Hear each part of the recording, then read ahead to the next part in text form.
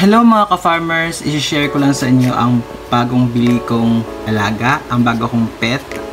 Ito ay hedgehogs and sobrang saya ko dahil first time ko maka-alaga ng ganitong uri ng hayop. So hedgehogs are exotic and unique pet to keep in our household. They are small but adorable pet that has spines on its back. Hedgies are more active at night due to their nocturnal behavior. And also they are omnivores, meaning they both feed on meat and veggies. So, kalabanan, they eat insects like grasshoppers, beetles, mealworms, and the like. And also they feed on vegetables such as broccoli, lettuce, cabbage, carrots, and many more. So guys, sobrang happy ko because nakabili ako ng ganitong uri ng hayop. They are very exotic, no? Kaya may mga spines sila sa likod. They are similar to, kung tanawon ta daw, porcupine, pero they are not. They are different than sa porcupine. So, very active sila. They are active animals. So, need nila dako nga enclosure. So, temporary lang ni Ana yung sudlan ko nga aquarium. Kung mag-abot ko sa balay, i-transfer ko sila sa bigger environment.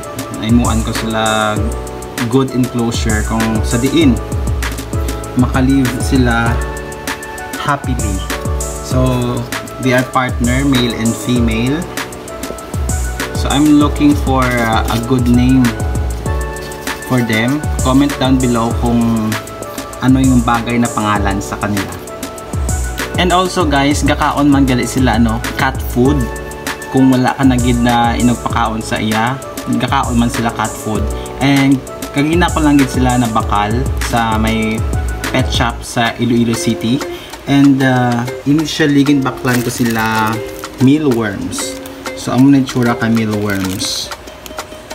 These are clean worms compared sa mga worms sa mahigko nga lugar. Iniya tinlo cultured. So amo na yana yang ipakaon ko sa ila while ari ko sa city. Pag abot ko sa balay, bakal lang ako sa banawasang cat food. So kaginagin pakaon ko na sila. And grabe ilakaon. Grabe ka pala kaon ng babae.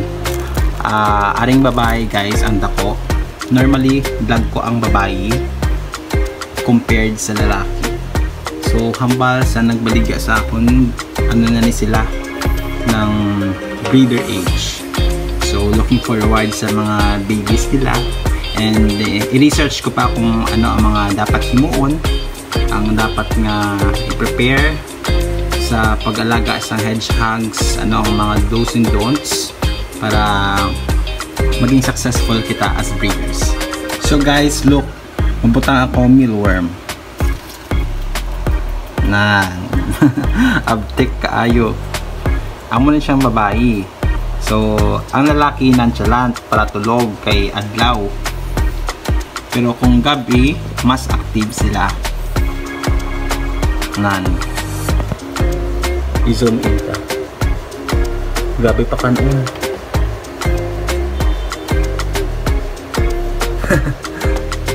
Ubus na yun. So hedgehogs are self-cleaning animals like cats. No, they don't need more maintenance sa body because ginatinloan nila ilalawas. And also, as what I've researched, pwede sila paliguan mga once a month. And kung ma-enclosure na, once every 2 weeks dapat tinluan ang ilang enclosure, ang beddings, islan, paon ang mga poop and all para tinlo.